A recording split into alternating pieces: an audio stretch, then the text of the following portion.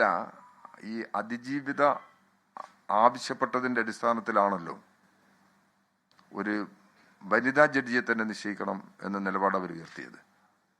പ്രോസിക്യൂട്ടർമാരുടെ കാര്യത്തിലും എല്ലാം ഇവരുടെ നിലപാട്, പരാതിയുടെയും നിലപാടിൻ്റെയും അടിസ്ഥാനത്തിൽ അവർക്ക് കൂടി ബോധ്യമാകുന്ന, അവർക്ക് കൂടി വിശ്വാസമാകുന്ന നിലപാട് സ്വീകരിക്കുക എന്നുള്ളതാണ് ഗവൺമെന്റ് തുടർന്നത്.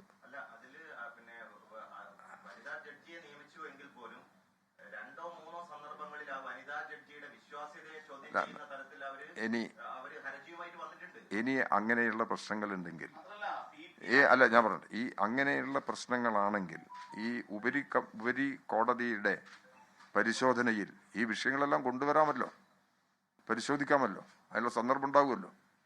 ഇതിപ്പോൾ അവസാനത്തെ നിയമ നടപടി അല്ലല്ലോ, ഇനി ഉപരി കോടതികളില്ലേ.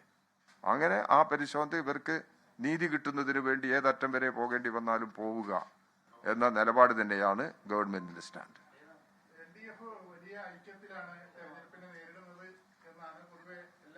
പൊതുവേ അല്ല, അത് തന്നെയാണ്.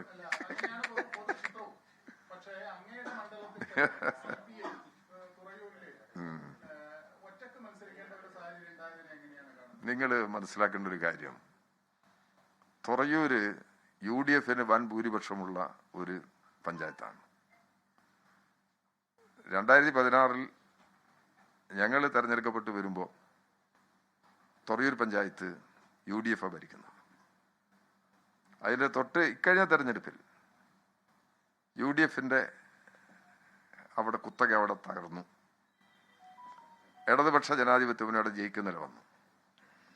ഇടതുപക്ഷ ജനാധിപത്യ മുന്നണി ജയിച്ചത് ആ മണ്ഡലത്തിൽ, ആ പഞ്ചായത്തിൽ ജനങ്ങൾക്ക് വേണ്ടി നടത്തിയിട്ടുള്ള വികസന പ്രവർത്തനങ്ങൾ, ക്ഷേമ പ്രവർത്തനങ്ങൾ അനുഭവത്തിൽ നിന്നാണ് മാറ്റം വന്നത്.